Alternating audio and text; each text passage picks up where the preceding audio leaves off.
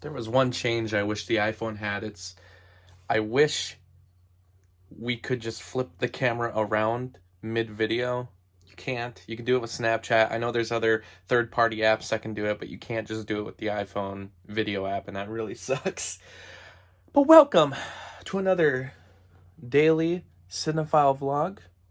And today, I'm not going to start drinking my coffee in the middle of the video, but we are going to just be looking at some computer stuff, because as you can see here, I did get a new computer, which this is just a TV monitor at the moment. In fact, as you can tell by this thing, it's actually the TV downstairs that I use for my Wii and other old video game systems.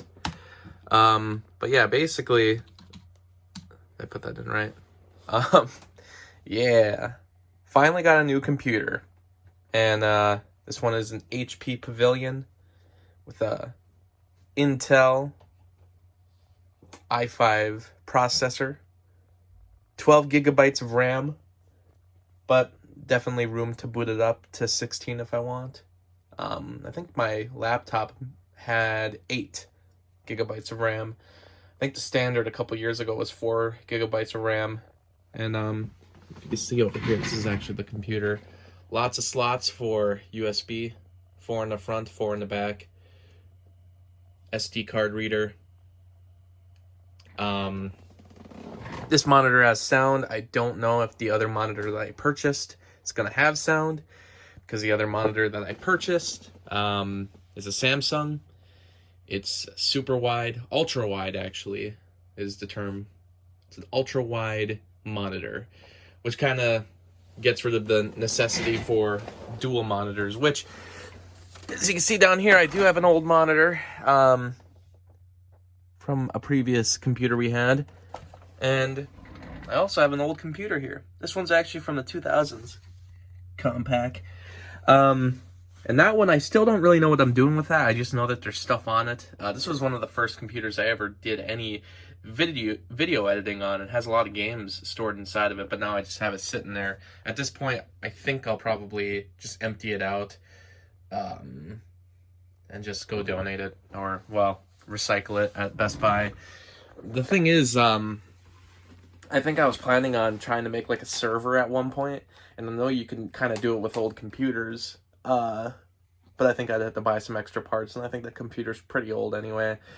The only good thing for it would probably just be the casing, which you can get pretty much anywhere. But finally got a new computer, and maybe some people are, you know, I'm sure there's those out there who are like, well, why did you get a HP? I had done a lot of research about what kind of the better computer is out there as far as video editing. They offered a lot of brands that are very expensive. I do editing, but bunch of updates.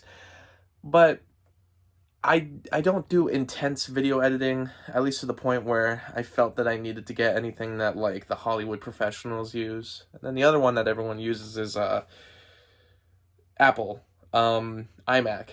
But I wasn't really ready for that either, and I didn't feel that I wanted to get an iMac, especially since the software I use wasn't going to be able to be used on an Apple product. And I don't know, this kind of has everything that I needed out of it. It's got an HDMI for this display. It's got all the extra USB ports that I'll need. It doesn't have a Blu-ray player. It does have a CD and DVD player. It's weird that it didn't become standard for them to all just have Blu-ray players, even after all these years.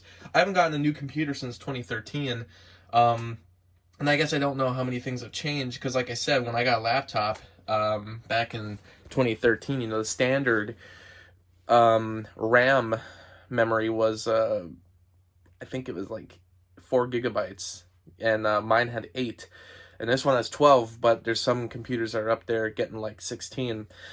The fastest processor I ever had was i7, and I'm not a tech wizard, obviously. I just know why the prices jump, though, once you decide to go from i5 to i7 processor. I had an i7 processor on my original motherboard for my laptop before I had to replace it. I ended up replacing it at one point, and I think I downgraded to i5, and I replaced the motherboard, well, tried to twice. The second time I bought a motherboard, it actually it wasn't even compatible with the laptop, and then I reinstalled the other one, and it worked.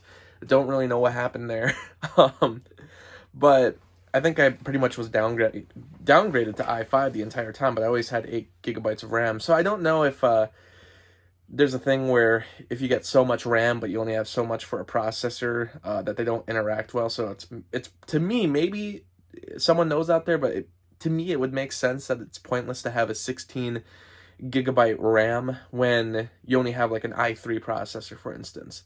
I was talking to the guy at Best Buy, which I love Best Buy. I really do. Minnesota company, and I think they're good at what they do. I was talking to a guy there because I was like, I'm interested in the Pavillion. It seems to be the one that is a more affordable computer that can get done what I need to get done.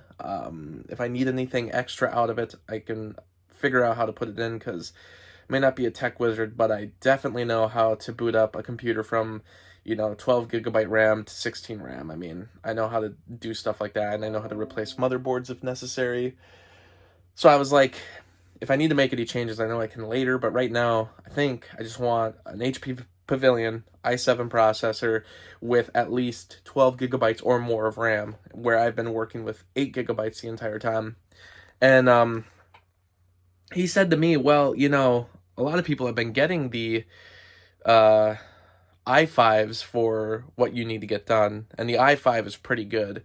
He's like, I know people who have been running like video games off of i5 processors. So, and he said it's the ones that the Mac uses. The Mac uses the i5 until Mac is now making their own processor specifically from Apple, made for Apple computers. So they won't be using the Intel brand anymore, I believe.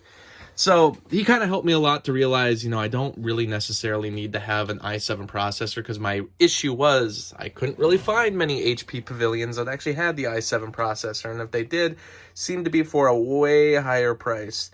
But this pretty much got everything done that I needed. 64-bit operating system, which I've been using for the last, with the last laptop, that's what I had. So like last 8 years, 12 gigabytes of RAM, and i5 Intel processor. So pretty much everything that I need. It did feel weird to, go to the i5 again, because I really thought I should be just looking for the i7. But I trusted what they said, and so far it's pretty good. I am still using Vegas Pro 11. I might upgrade eventually. This was my this was a video I made for Twitter, so sorry that it's this one pulling up. I'm not trying to make this thing political, but this was just a video I made after the Twitter account was deleted, so I kind of made a video making fun of the fact that it was deleted.